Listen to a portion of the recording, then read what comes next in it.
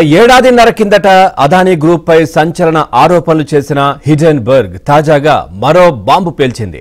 ఈసారి నేరుగా SEBI chief Madhavi puri Bachchan పైనే ఆరోపణలు చేసింది.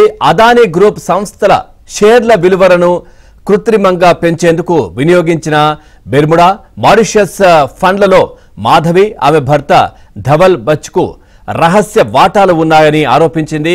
గౌతమ్ అదానీ సోదరుడు వినోద్ అదానీ ఇండియా ఇన్ఫోలైన్ ద్వారా 2015 జూన్ 5న సింగపూర్లో ఈ ఖాతా తెరిచారని తెలిసింది. ఇక ఓ ప్రజా వేగు అందించిన పత్రాల ఆధారంగా హిడెన్బర్గ్ చేసిన ఆరోపణలు తీవ్ర ప్రకంపనలు సృష్టిస్తున్నాయి.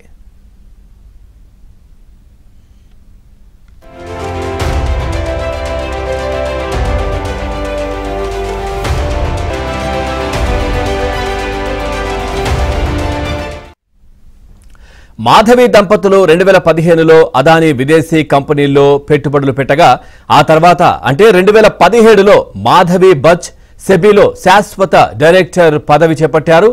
అనంతరం 2022 మార్చిలో సెబీ చీఫ్ గా నియమితులయ్యారు.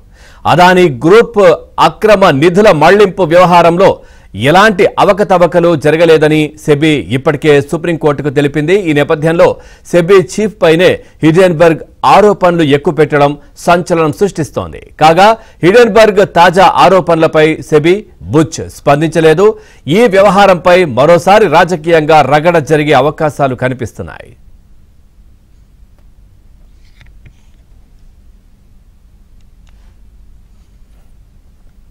షార్ట్ సెల్లర్ సంస్థ హిడెన్బర్గ్ రీసెర్చ్ ఈ సంచలన ఆరోపణలు చేసింది. SEBI chairperson Madhavi puri Butch పైన ఈ యొక్క ఆరోపణలు ఎక్కుపెట్టింది. గతంలో ఏదైతే మనం చూసాం అదానీ గ్రూప్ సంస్థల షేర్ల విలువలు నిజానికి వాటికి సంబంధించినటువంటి పెట్టుబడులు లేవు, కాకపోతే ఆర్టిఫిషియల్ గానే వాటిని పెంచేందుకు ప్రయత్నించారు.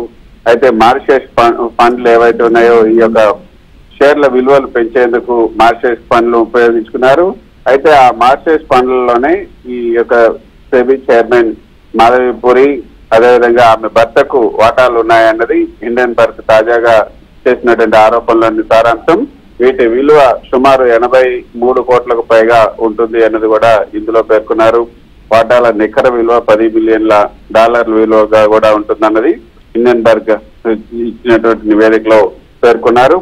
అదానీ గ్రూప్ కంపెనీల షేర్ల విలువ కృత్రిమంగా పెంచేందుకు గతంలో అవకతవకలకు పాల్పడ్డారు. కంపెనీల ఖాతాల్లోనూ మోసాలు చేస్తున్నారంటూ గత ఏడాది జనవరిలో హిడెన్బర్గ్ చేసినటువంటి నివేదిక ఏదైతే సంచలనం సృష్టించింది, అటు పార్లమెంట్ లో కూడా ప్రకంపనలు రేకెత్తించింది.